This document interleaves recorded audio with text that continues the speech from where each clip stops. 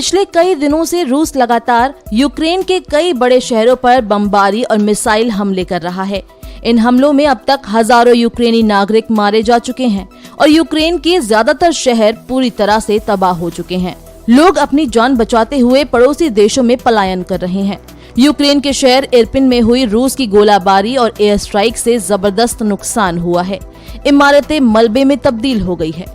चारों तरफ केवल मलबे का ही ढेर दिखाई दे रहा है। मैक्सर टेक्नोलॉजी सैटेलाइट की ताज़ा इमेज में यहाँ का भयानक मंजर देखने को मिला है। यहाँ की स्थानीय सरकारी इमारत समेत दूसरी रिहायशी इमारतों में आग की लपटें निकल रही है।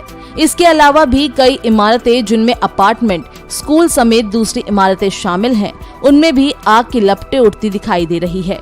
इस बीच यूक्रेन के राष्ट्रपति वोलोदिमीर ज़ेलेंस्की ने एक बार फिर से रूस के राष्ट्रपति व्लादिमीर पुतिन से बातचीत की पेशकश की है। इस बीच ज़ेलेंस्की ने नीदरलैंड के पीएम से बात कर उन्हें यूक्रेन के लोगों का समर्थन करने के लिए धन्यवाद कहा है। सैटेलाइट इमेज में कुछ जगहों पर पानी भरा हुआ भी दिखाई दे रहा है। हालांकि इसकी वजह साफ नहीं हो सकी है। माना जा रहा है कि ऐसा होने की कुछ वजह हो सकती है। इनमें से एक वजह बांध का ओवरफ्लो होना, बांध के गेट खोल देना या फिर रूस के हमलों में बांध को नुकसान पहुंचना भी शामिल है।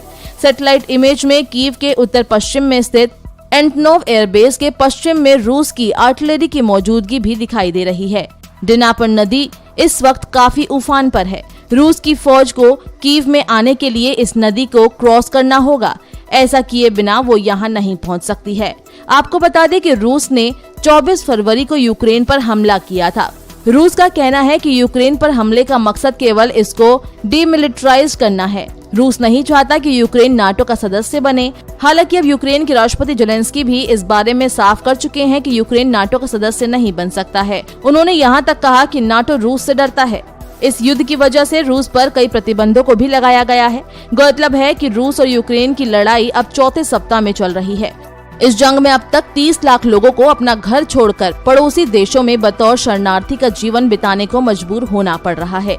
वहीं दूसरी तरफ रूस के हमले पर अमेरिका काफी आक्रामक रुख अपना रहा है और लगातार तीखे बयान दे रहा है। पिछले दिनों अमेरिकी राष्ट्रपति जो बाइडेन ने व्लादिमीर पुतिन को वॉर क्रिमिनल कहा था। अमेरिका ने रूस पर काफी प्रतिबंध भी लगाए हैं और इस बीच अमेरिका के राष्ट्रपति जो बाइडेन ने भारत पर भी बयान दिया है। उन्होंने कहा कि रूस पर प्रतिबंध लगाने के मामले में भारत नरम पड़ गया है।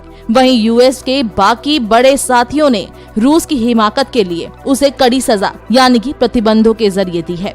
अमेरिकी राष्ट्रपति जो बाइडेन ने कहा कि यूक्रेन में जंग की शुरुआत करने के बाद रूस पर पश्चिमी देशों ने कड़े प्रतिबंध लगाए। बाइडेन ने आगे कहा कि क्वाड की बात करें तो भारत भले ही नरम पड़ा हो, लेकिन जापान ने कड़ा रुख अपनाया है। वहीं पुतिन के आक्रमण पर ऑस्ट्रेलिया ने भी जापान जैसा रुख अपनाया। आपको बता दें कि दोनों देशों ने रूस पर कड़े प्रतिबंध लगाए हैं।